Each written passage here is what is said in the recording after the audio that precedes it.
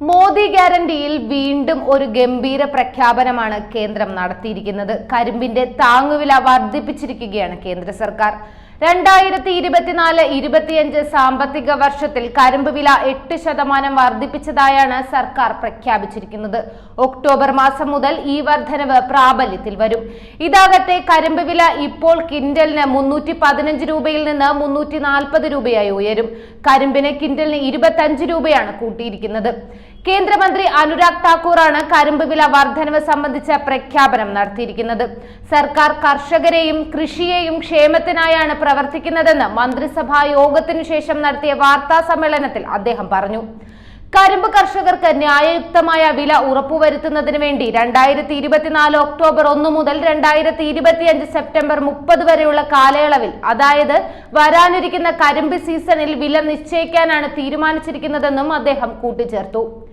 2020-21 കരിമ്പ് കർഷകർക്ക് ലഭിച്ചത് 93,011 കോടി രൂപയാണ്.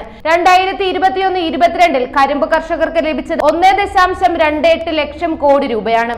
അതേസമയം 2022-23 1.95 കോടി രൂപയും ലഭിച്ചിരുന്നു. കർഷകരുടെ വരുമാനം ഇരട്ടിയാക്കാൻ ഞങ്ങൾ പൂർണ്ണ പ്രതിജ്ഞാബദ്ധരാണെന്നും അദ്ദേഹം പറഞ്ഞു. പ്രധാനമന്ത്രി നരേന്ദ്രമോദിയുടെ അധ്യക്ഷതയിൽ ഇന്നലെ വൈകുന്നേരം ചേർന്ന മന്ത്രിസഭാ യോഗമാണ് കരിമ്പ് വില വർധനവ് അനുമതി നൽകിയത്. എല്ലാ 10.25% മുകളിൽ 0.1% പോയിന്റ് വർധനവിന് ക്വിന്റലിന് 3.32 രൂപ പ്രീമിയം നൽകാനാണ് കേന്ദ്ര സർക്കാർ പുറത്തുവിട്ട പ്രസ്താവനയിൽ പറയുന്നത്. കേന്ദ്ര സർക്കാരിന്റെ ഈ തീരുമാനം 5 കോടിയിലധികം കരിമ്പ് കർഷകർക്കും പഞ്ചസാര മേഖലയുമായി ബന്ധപ്പെട്ട ലക്ഷക്കണക്കിന് ആളുകൾക്കും പ്രയോജനം ചെയ്യുമെന്ന് ഉറപ്പാണ്. കർഷകരുടെ വരുമാനം ഇരട്ടിയാക്കാനുള്ള മോദി സർക്കാരിന്റെ ഗ്യാരണ്ടിയുടെ പൂർത്തീകരണമാണിതെന്നും വീണ്ടും സ്ഥിരീകരിക്കുന്നുവെന്നും അനുരാഗ് ഠാക്കൂർ പറഞ്ഞു. എന്തായാലും മോദി ഗ്യാരണ്ടിയിൽ വലിയൊരു പ്രഖ്യാപനം തന്നെയാണ് നടന്നിരിക്കുന്നത്.